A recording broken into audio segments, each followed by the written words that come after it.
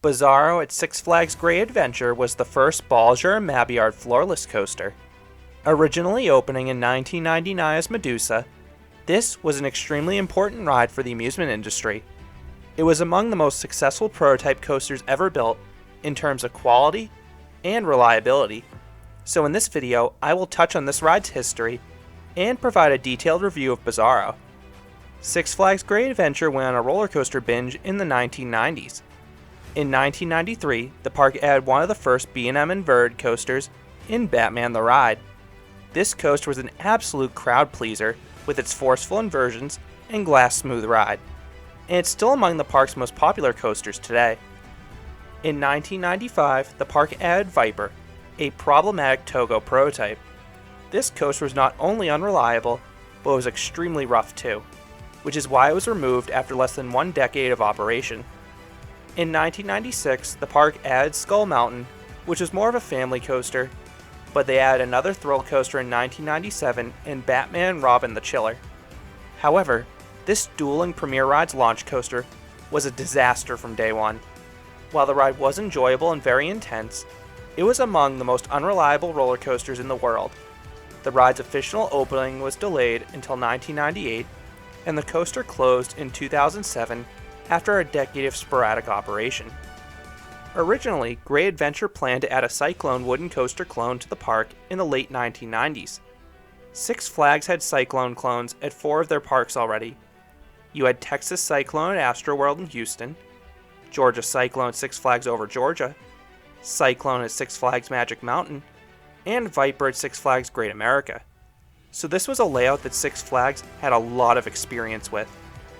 The coaster was expected to go in the back corner of the park, just beyond the runaway mine train. However, these plans were scrapped. The exact reason has never been given. I believe 3 factors were at play. First, several of the Cyclone clones on the Six Flags chain were gaining reputations as rough rides. Second, Great Adventure's past 2 thrill coasters were arguably busts because of how unreliable they were. Third, B&M had just developed a new prototype in the Floorless coaster. Six Flags was no stranger to prototype rides, especially the ones from B&M. In the past, Six Flags Great America had been the guinea pig for B&M's prototypes, but Great Adventure decided to be the first one to purchase one of the B&M Floorless coasters. This would be a variant on the company's successful sit-down coaster.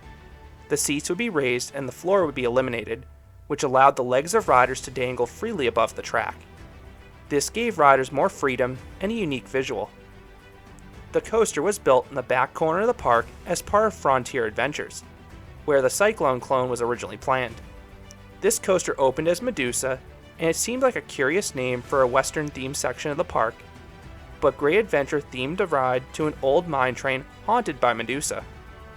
The theme was rather odd, and the striking yellow track and purple supports were stark contrasts to the faded color palettes of the rest of Frontier Adventures, but people were forgiving because of how great this coaster ended up being.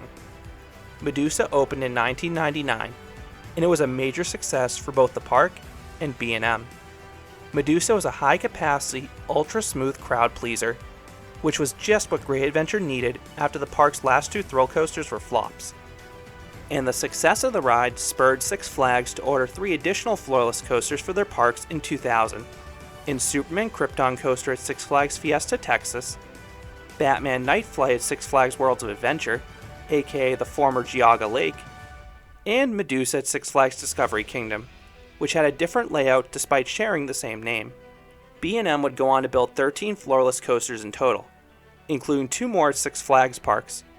Batman the Dark Knight opened at Six Flags New England in 2002, and Scream opened at Six Flags Magic Mountain in 2003. The latter is particularly interesting because it's a mirror image of Great Adventure's original floorless coaster. However, Scream is a worse ride for 2 reasons.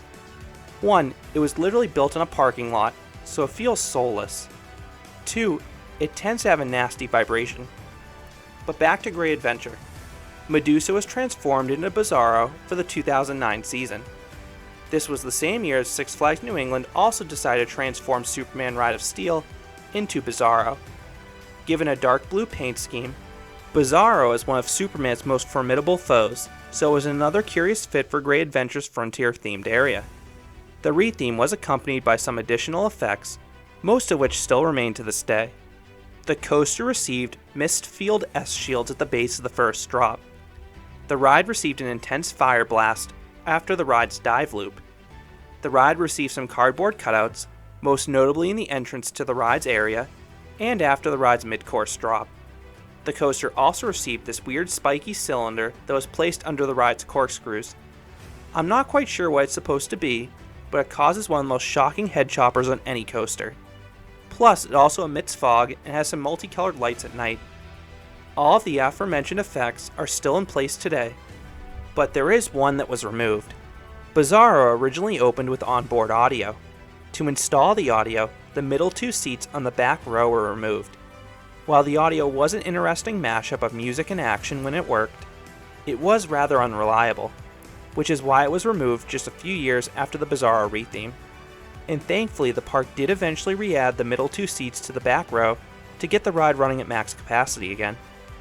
Because of its high capacity and location in the back corner of the park, Bizzaro tends to have one of the shortest waits of Great Adventure's major coasters. It's not uncommon to see this ride running 3 trains. They will often stack the 3rd train though, but lines usually aren't a major issue for this ride, so it's not a big deal on most days.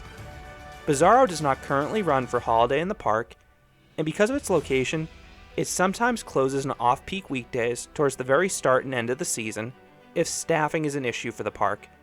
Just keep this in mind if this ride is a priority for you. In terms of seat selection, I prefer Bizzaro in the back. While the floorless visual is not as effective back there, the ride is more forceful.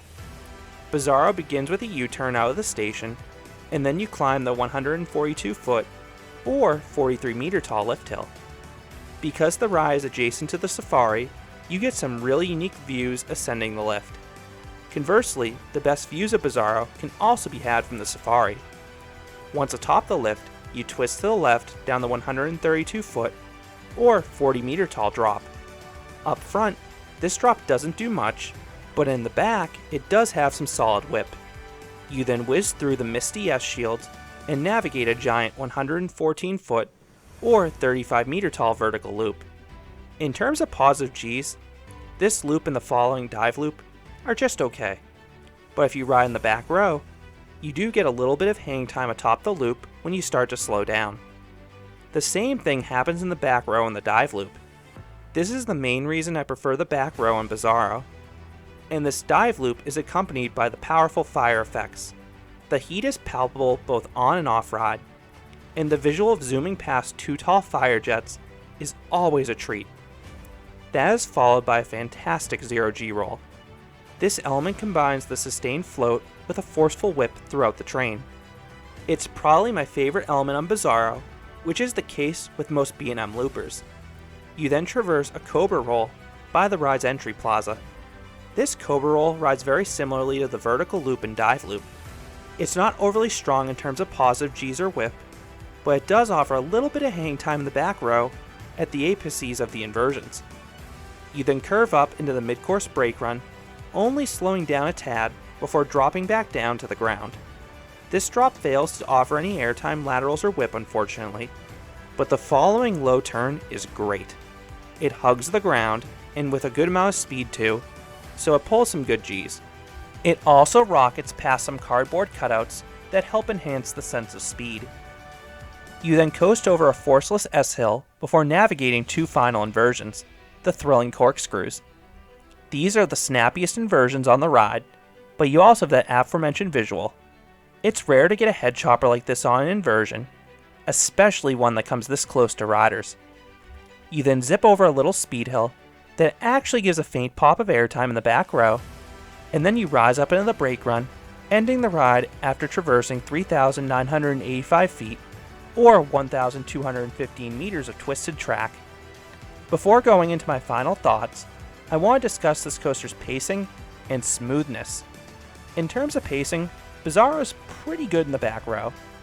The 0G roll and corkscrews are great in any row, but the other 4 inversions suffer if you're not in the very back for that surprise hang time at the top. In terms of smoothness, Bizzaro is still very smooth after 2 decades of operation. There's no headbanging currently. I have gotten a few rattly rides in the past, but this has not been an issue over the past 2 years. So what would I rate Bizzaro? I would give this floorless coaster a 7 out of 10. This is a very enjoyable floorless coaster.